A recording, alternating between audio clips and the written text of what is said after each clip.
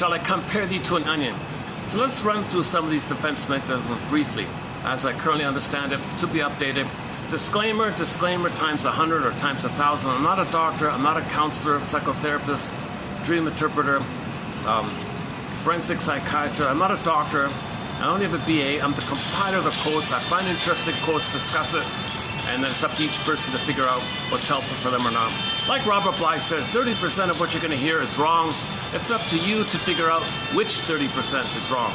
I don't know. Everyone's got their own unique kind of free associations to go by. Everyone's got their own what's called free association. No one can free associate for you. You can free associate yourself. No one can do that for you. So it's unique for everybody. Okay, so let's open up with the first core basic defense mechanism. Okay. So if the mother's impaired for whatever reason, she doesn't want to feed, she doesn't want to hold, she's resentful. Maybe the bond between the two of them was so damaged at birth she can't reestablish it, so she doesn't understand the signals, although she might want to try. That could do it. They have the misattunement, malattunements, they don't have the rhythm together anymore. The rhythm of safety is broken.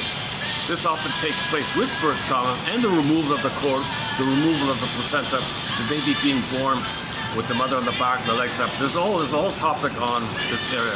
The hormones being removed at birth. So you want to, as much as possible, have a natural birth and a lotus birth. And leave the cord, leave the placenta, skin to skin, natural feeding, hormones, love engaged, rhythm of safety. Mother stays in bed 4 to 5 months. Give the baby the paradise. He needs an extended social, interpersonal womb.